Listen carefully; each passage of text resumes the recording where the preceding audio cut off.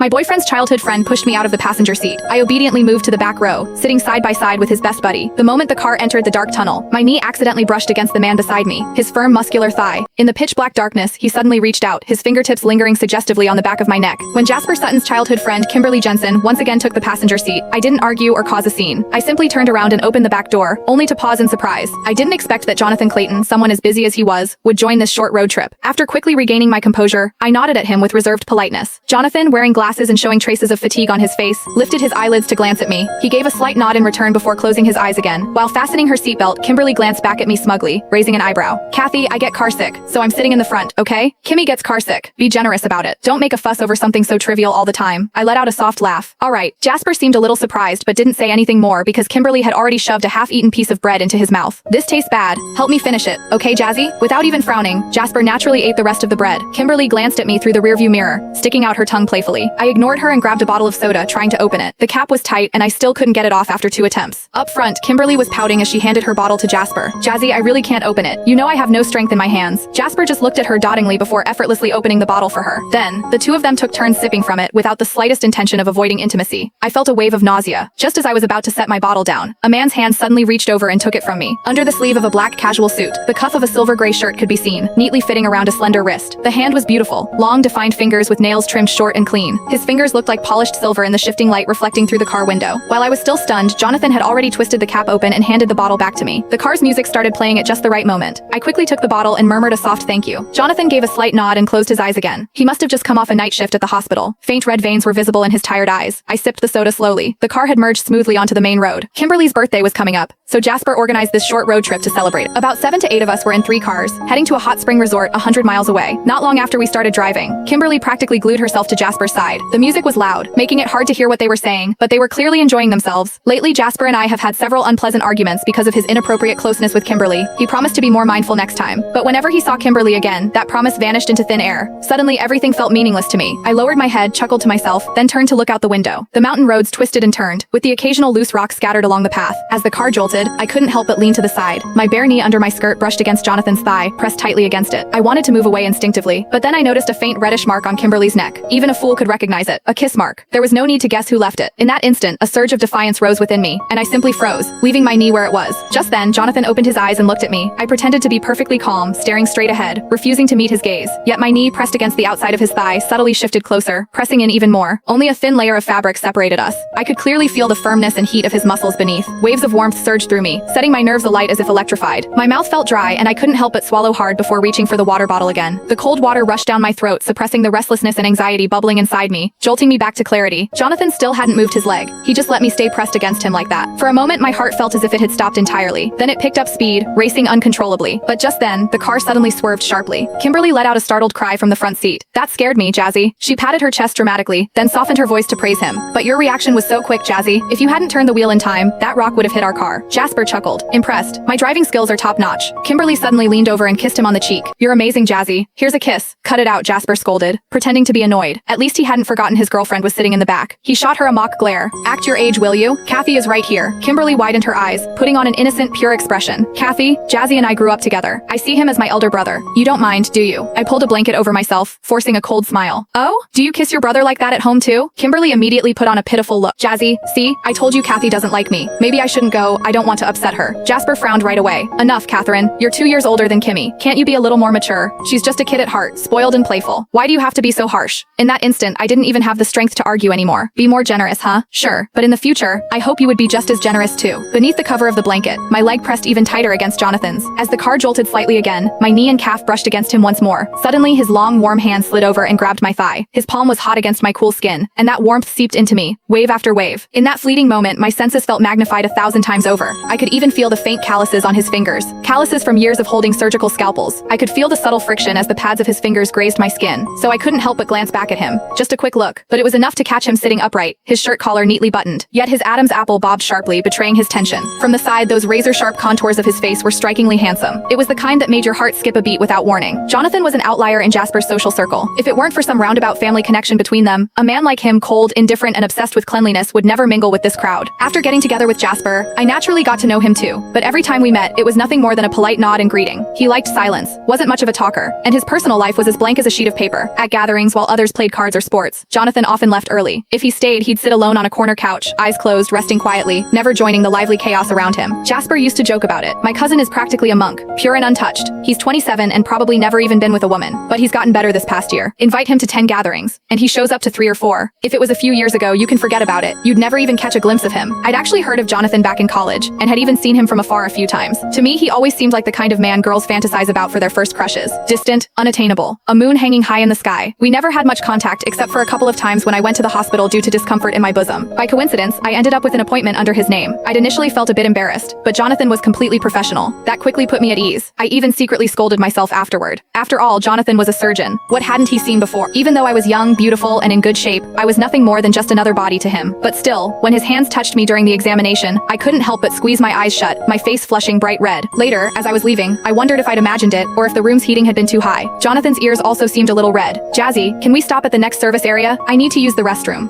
Kimberly's voice suddenly pulled me back from my thoughts. I bit my lip gently, trying to shift my leg, but Jonathan's fingers only tightened their grip. I lowered my lashes, not daring to move again. Soon the car pulled over. Kimberly immediately whined, asking Jasper to accompany her to the restroom. Jasper glanced back at me, looking slightly conflicted, but Jonathan spoke up suddenly, his voice low and steady. She's asleep. Jasper seemed to relax at once. John, I'll just go with Kimmy to the restroom. We'll be back soon. Jonathan responded with a simple hum. The car door opened, then closed. Soon their voices faded away, leaving behind complete silence. Catherine. Jonathan suddenly pulled the blanket off my legs.